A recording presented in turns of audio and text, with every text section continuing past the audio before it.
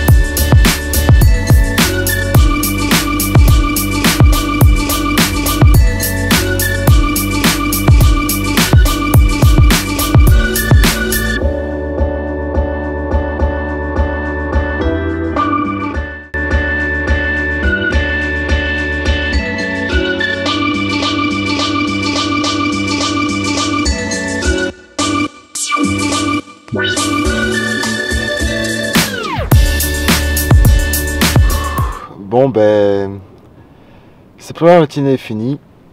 J'ai commencé à pêcher à 6h40, 45 et j'ai arrêté de pêcher à 12h10. J'ai pêché qu'avec une seule canne et j'ai eu 3 touches. J'ai fait une miroir de 8 ou 10 kg avec des belles écailles. Poisson qui a été lâché il y a 3-4 ans en mettant qu'une petite linéaire, une génération qu'on a pris quelques fois il y a 2 ans assez régulièrement. Un autre poisson que je connais pas, enfin que je ne sais pas quand il a été empoisonné, un poisson un tout petit peu plus petit. Et je finis par un carpo encore une fois comme la dernière fois. Quand j'avais fait ma dernière touche vers 11h et que je comptais pêcher jusqu'à midi et demi maximum, ben j'allais juste tomber un sac soluble, j'ai pas rappelé et j'ai fait un petit poisson. La dernière fois aussi quand j'avais rappelé le moins possible, j'ai fait un cheven ou deux, enfin j'ai fait une touche de cheven chaque après-midi et j'ai fait un carpo le premier coup de journée. Donc demain à mon avis il faudra que je fasse une autre stratégie, que je mette un peu plus de nourriture dans l'eau et que je n'ai pas peur d'attendre ma demi-heure, 3/4 d'heure d'attente habituelle ou 1 heure quand j'ai posé ma canne. On verra demain, en tout cas je suis bien chaud pour revenir tôt demain matin, plutôt que ce matin.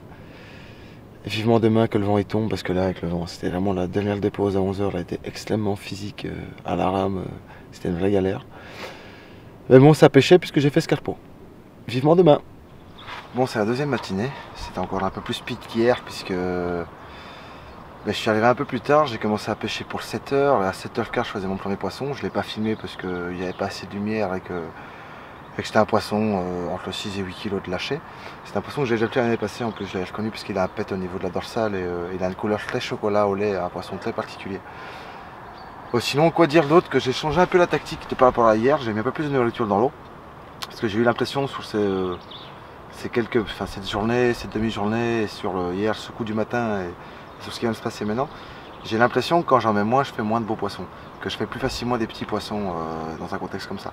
Donc j'en mets un peu plus au démarrage, je mets entre 2 et 300 grammes par dépose, alors qu'habitude je mets plutôt 50 à 100 grammes. Les deux autres modifs que j'ai faites, c'est que, comme je vous le disais hier, j'ai juste allongé un tout petit peu mon badling, parce qu'en fait, dans le deuxième vlog de la semaine passée que vous n'avez pas vu, c'est que j'y suis retourné le lendemain de ma journée de pêche que j'ai fait ce vlog et j'ai pêché 3-4 heures l'après-midi avec des collègues.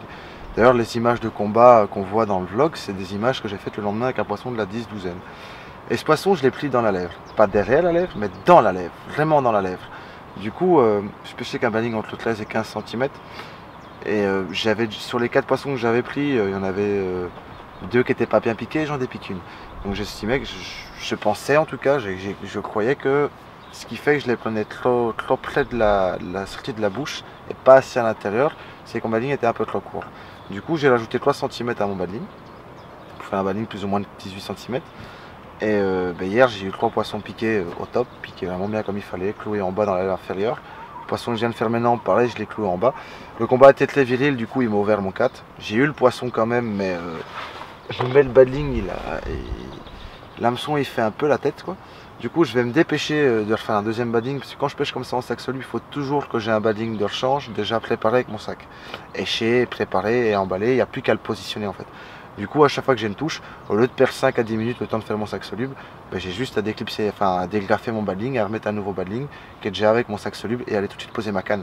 Et pendant que ma canne est pendant que je pêche, pendant que ma canne est posée, à ce moment-là je reconditionne mon deuxième badling avec un nouvel appât ou pas, et à mettre un sac soluble. Ça me fait gagner du temps, et même quand je pêche à 2 ou à 3 cannes, je fais le même principe. Si je pêche à 3 cannes, j'ai 6 badlings. Si je pêche à 4 cannes, j'ai 4 badlings. Toujours 2 badlings d'avance, comme ça à chaque fois, je perds pas de temps pour reconditionner ma ligne. C'est important, genre le petit détail sur l'année, vous font prendre de poissons en plus parce que vous perdez moins de temps. Et ça fait depuis maintenant 2 ans que j'ai beaucoup moins de temps d'aller à la pêche. Déjà à l'époque, je faisais déjà ça, parce que j'aime bien que ça aille vite. Mais là depuis 2 ans, comme j'ai vraiment peu de temps pour pêcher, j'ai toujours quelques petites heures par-ci, quelques petits jours par-là, mais c'est vraiment du speed. J'ai pas de temps à perdre. Donc à partir du moment où j'ai pas de temps à perdre, je pars du principe que plus vite ma ligne je pêche, plus vite je peux reprendre un autre poisson. Donc là je vais me dépêcher de faire un nouveau badling, lécher, faire mon sac soluble parce que ça va peut-être pas tarder à remorque, parce que un quart d'heure de pêche, un poisson, ça sent bon. Vous avez été nombreux à me demander comment je pratiquais mes sacs solubles par MP, etc., etc. Donc du coup je vais vous montrer comment j'en fais, tout simplement. La première chose que je fais, c'est une fois que j'ai vérifié la densité de mon neige, je la mets dans le liquide pour pas que, comme j'ai vérifié dans l'eau, pour pas que ce soit mouillé et que ça foute en l'air mon PVR. La deuxième chose, c'est que je prends 50 ml de liquide. Là en l'occurrence c'est de l'amino krill. Donc une bonne seringue bien appétissante. Hein. Tac. On n'oublie pas de refermer la bouteille pour éviter des accidents sur le dommage. Et après, je prends un peu de un sac PVA. Ceux-ci sont pratiques, ils sont déjà aromatisés au krill, ça tombe plutôt bien puisque je pêche avec ça. Ce sont des PVA qui sont pré-découpés, c'est un rouleau en fait. Donc hop, on le croque, on le casse, c'est fait, on a son PVA. On le renferme bien dans la petite boîte qui est vendue avec, histoire qu'il soit bien protégé. Une fois que votre PVA est fait, vous l'ouvrez jusqu'en bas, histoire de bien faciliter votre remplissage. Et après, vous le remplissez des matières. Là, comme d'habitude, c'est du krill micromasse, du krill de 2 mm et de 6 mm côté. Un mélange vraiment, j'ai pas besoin de vous en parler, vous voyez bien depuis quelques vlogs que ça fonctionne. Hein. Ça prend du poisson indéniablement. Pour l'instant, moi, ça m'a pris du poisson un peu partout où j'ai essayé. Je sais pas, j'ai rien à dire, c'est un produit, c'est un système que je trouve vraiment très efficace. C'est simple, ça a remplacé mon petit ballotin de farine avec ma pop-up fluo. C'est devenu quelque chose qui est devenu même pour moi meilleur que ça. Parce que pas beaucoup de gens l'utilisent et que c'est quelque chose qui ne flotte pas, qui n'est pas tape à l'œil et que les matières premières utilisées sont extrêmement attractives. Il faut vraiment bien tasser le sac. Une fois que vous avez bien tassé plus ou moins un bon tiers, je l'aplatis un peu. Avec mon pouce, je pousse un peu pour laisser une sorte de place pour ma seringue en fait. Après, ce qui est très important, c'est de vraiment bien écarter le sac. Pas que le liquide vienne trop sur les rebords, ça peut être compliqué pour le nouer à la fin.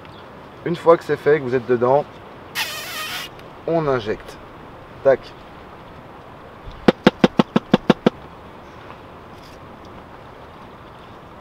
Hop là, tout est dans le sac. J'en ai mis un peu partout, ça va être compliqué. Après, vous placez votre lèche dedans. Faites attention de comment vous le positionnez pour pas que votre pointe puisse attraper n'importe quoi. Souvent, je positionne la pointe dans le sens comme ceci, pour pas qu'en tassant, que ça puisse se piquer à la pointe et que ça devienne inopérant. L'idéal, c'est de sortir la pointe, mais comme là, j'injecte du liquide, je le fais pas. Déjà ? Ce matin, ça a l'air d'être bien parti. On voit qu'il fait couvert, qu'il n'y a pas trop de soleil et que du coup les poissons doivent moins bien voir. Quand je suis en 80-90 cm d'eau, ça a vraiment un impact, je pense. On remplit progressivement en laissant bien le badding au milieu, histoire de faciliter quand vous allez le ligaturer. Hop, on en place une bonne partie. Comme il y a un peu de liquide sur le côté, parce que j'ai pas été des plus corrects et des plus précis dans mon remplissage, on tape un peu sur les côtés pour les faire tomber et on retasse. On tasse gentiment mais sûrement. L'important de tasser, c'est ce qui fera que la densité sera bonne. Si vous ne tassez pas votre mélange, votre sac il va flotter. Et parfois certains mélanges peuvent flotter aussi. Donc l'important est de bien les mouiller et surtout de bien les tasser, quoi. Surtout quand vous injectez comme ça des liquides, il est très important de tasser. Hop.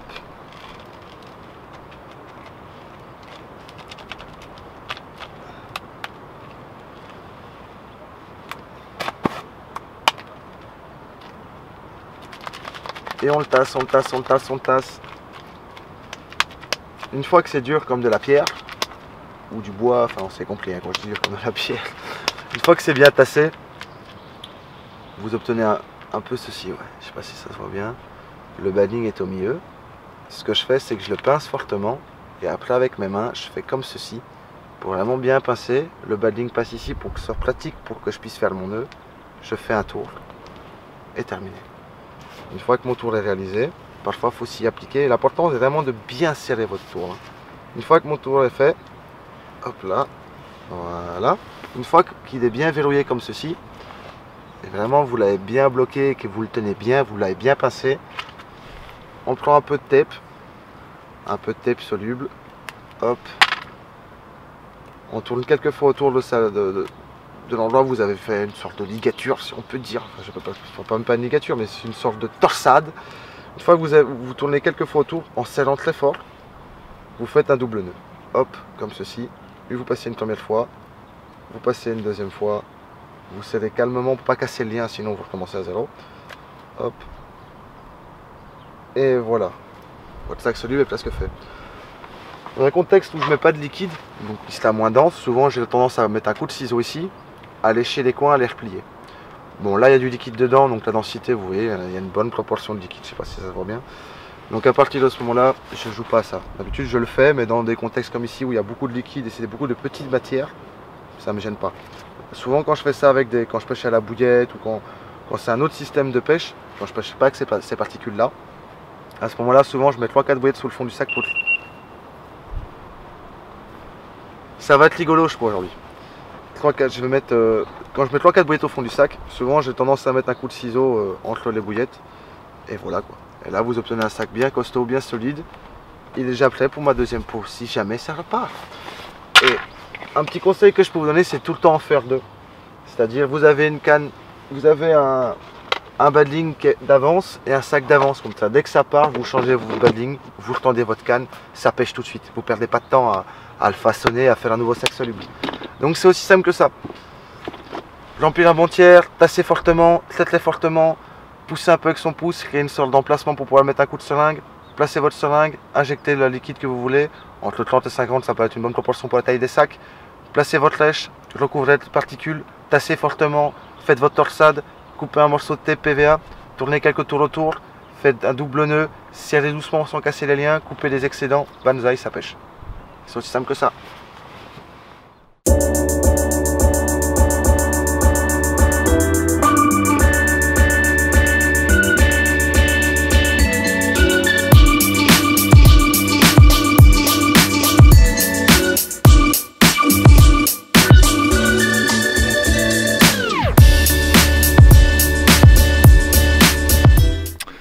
Bon, on va faire un petit bilan. J'ai pêché moins de temps que prévu. Les poissons étaient en suractivité. Je pense qu'il y avait moyen de vivre quelque chose de chouette. Et en fait, les foulques aussi étaient suractives. Les chefennes aussi étaient suractives. Du coup, j'ai fait 2 chefennes et j'ai fait 3 ou 4 fois presque des départs de foule. Du coup, je ramène chaque fois ma canne. Je refais un sac, je retends ma canne à la rame, etc. Le vent s'est renforcé, donc du coup, c'est devenu un peu physique à chaque fois. Là ils m'ont fini, là j'ai pêché 4 heures, c'est bon, j'avais la base, je voulais pêcher un peu plus longtemps, mais là ils m'ont terminé. Si je fais un bilan, j'en ai pêché 10 heures, un peu moins, ouais, 9-10 heures. Et hier j'en fais 3, aujourd'hui une, ça fait 4 carpes. Avec les 4 de la semaine passée, ça en fera 8. 8 sur peut-être 20, peut-être 24 heures de pêche au cumulé.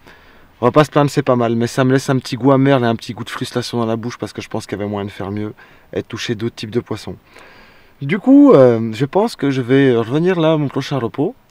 Sauf que dans mon prochain repos, j'ai une porte ouverte pour Wildcat Fishing le 31. Donc je sais pas si je vais revenir ici faire 24 heures ou si je vais me trouver un plan pas loin du magasin, histoire d'être frais comme un gardon le matin et de sortir à la pêche à ce moment-là. Donc je sais pas encore, je vais réfléchir. À la semaine prochaine.